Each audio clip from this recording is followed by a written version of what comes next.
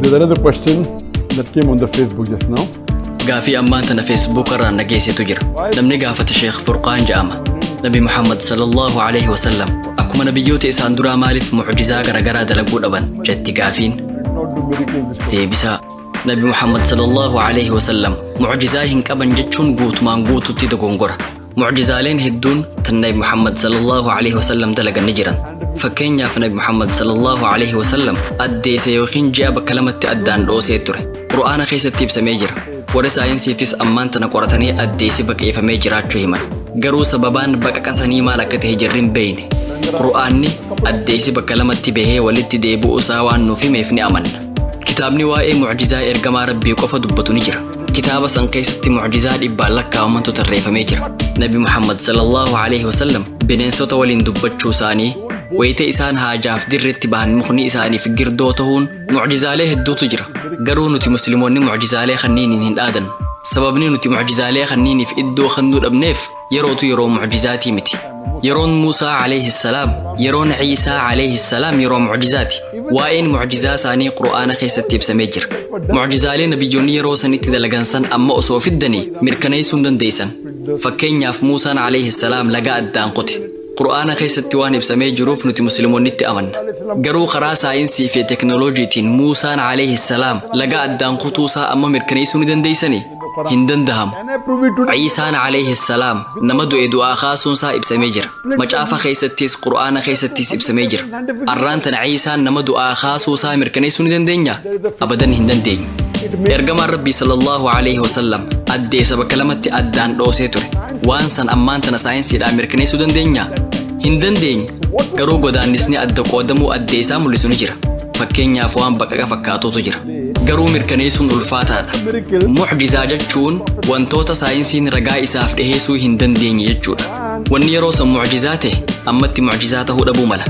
Wanni arraan tan hubatuu qabnu. Mucjizaan mucjizaa caalu kan Nabi Muhammadiif sallallahu alaihi wasallam kenname Qur'aana kabajamaa ta'uusaati. Qur'aanni mucjizaa caalu kan yeroo sanitti if mirkaneessuu danda'e kan arraas mirkaneeffamuu danda'u. Qur'aanni yeroo dabre hunda keessatti if mirkaneessaa arrage. Yeroon Qur'aanni buufamu sun yeroo walaloo fi ogbarruu ture. Achi dura yeroo mucjizaa turte. Yeroo Qur'aanni bu'utti yeroo mucjizaan turre. Yeroo ogbarruu fi walaloo turte. Yeroo sanitti Araboonni gama lugaatiin sadarkaa guddaarra gahanii turan. Akkuma Qur'aana dhagahaniin kana ilmi namaa qopheessuu hin danda'uu ja'an. Akkaataan jechoonni Qur'aanaa itti tarreeffame hedduun isaan booji'e. Dubbiin dubbii Rabbiiti ja'anii Islaamummaa qeebalatu. Yeroon amma keessa jirru ammoo yeroo ogbarruu fi walalootii miti. Arraan tana jecha bareedaa tokkoon lafti irra jiraannu tun diriirtuudha osoo hin je'e namni ammayyaan irraa fudhata? Hin fudhatu. Amma yeroo teknooloojii fi saayinsiiti. Arraan tana Qur'aana osoo saayinsiidhaan qormaattanii deebisaa isin qubsu argattan. Jechi Qur'aanaa tokko kan saayinsii mirkanaaween walitti bu'u tokkolleen hin jiru. Qur'aanni kitaaba saayinsiitii miti. Inni kitaaba saayinsiiti. Kitaaba aayatootaati. Qur'aana keessa aayatoota 6,000 oltu jira.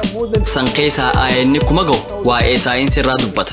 Mata duree Qur'aanaa fi saayinsiin wal simammoo wal didan ja'u irratti haasawa taasiseetiin jira. Kitaabban amantii dachii tanarra jiran keessaa qormaata gama saayinsiitiin isa mudatuu danda'u kan injifatee bira dabru Qur'aana qofa. Kitaabban amantii hafan hundi qormaata kana ni kufan. If dura tarii bara biraatu dhufa. Bara maali akka ta'e hin beeknu. Alhamdulillah Rabbiin ol aane mucjizaa caalu Nabi Muhammadiif sallallahu alaihi wasallam kan.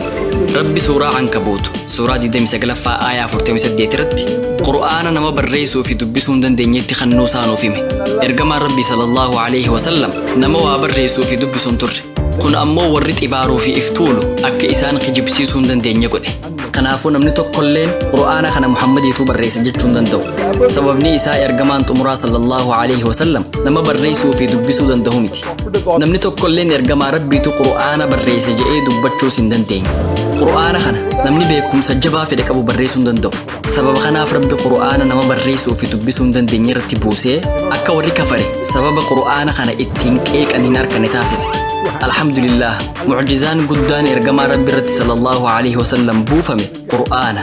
Yeroo sanitti qofa osoo hin taane ammaas inshaa Allah hanga dachii fi samiin jiraatuttis mirkaneeffamaa jiraata. The next question is from Aqil Hussein. Gaafiin itti aantu Aqil Hussein irraa dhufte. Lahore biyya Pakistan jiraata. akka islaamummaatti fuudhaa heerumni mana murtiitti godhamuun ni hayyamamoo dhorkaadha jee gaafate.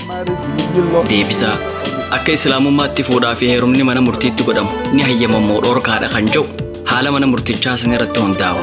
Yoo manni murtii sun mana murtii islaamaa ta'e hayyamamaadha. Yoo manni murtii san mana murtii islaamaa hin taane shari'aatti dhorkaadha.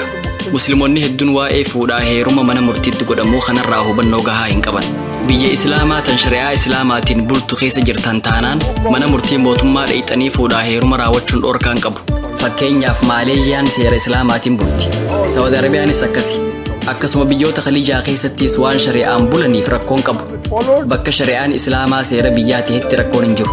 Dhimma kanaan wal qabatee biyyoota garaagaraa sadiitu jira. Tan duraa biyyoota islaamummaan isaan keessatti amantii biyyaa ta'e warra shari'aan bulu. Biyyootaan ana kamma maqaa dhahee jechuudha. Inni lammadaa ammoo biyyi sun biyya islaamaa ta'uu dhabuu malti. Garuu seerri biyya isaanii seera siviilii mataa keetiitiin akka bultu si fayyamu. Fakkeenyaaf Indiyaan seera kanaa qabdi. Indiyaa keessatti gama amantiitiin wal qabatee namni kamuu waan amantiin isaa isa ajajju hordofuu mirga qaba. Seerri amantii fi duudhaa dhuunfaa ittiin hordofan kun civil law jedhama. Seerri adabbii yookiin criminal law kan jedhamu garuu nama hundaafuu wal fakkaataadha. Indiyaan biyya amantiidhaan bultuu miti, biyya dimokiraasiiti.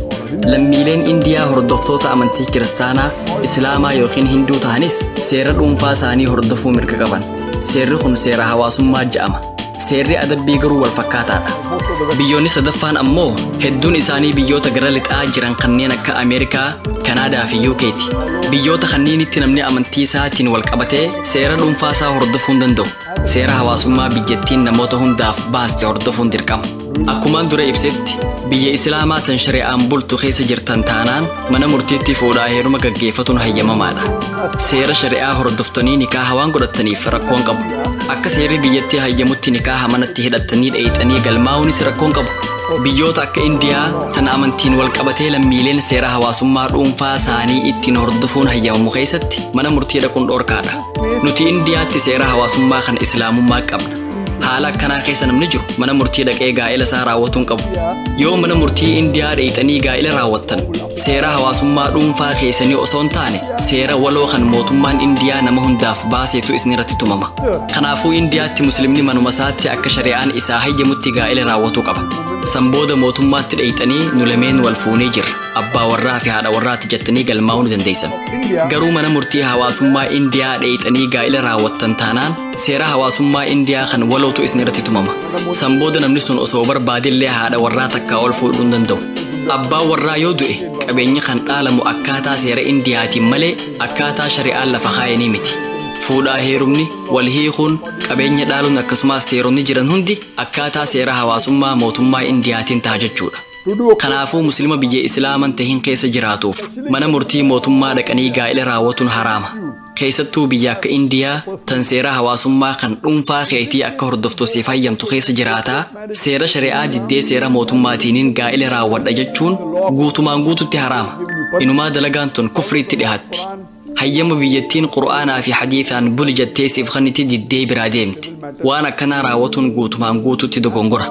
Biyyoota seera hawaasummaa dhuunfaa keetii keessatti hordofuun dhoorkamu keessa yoo ka jiraattu ta'e manumatti nikaaha godhatuutu barbaachisa. Akka shari'aan jettutti manatti nikaaha raawwattee san booda mana murtii dheeyxanii galmaa'uu dandeessan. Kun gahaadha. Kanaafuu biyya islaamaa tan islaamummaan bultu keessa yoo ka jiraattan ta'e mana murtiitti gaa'ela raawwachuun hayyamamaadha. Garuu biyya musliman tahin keessatti mana murtii biyyattiitti gaa'ela raawwachuun dhorkaadha.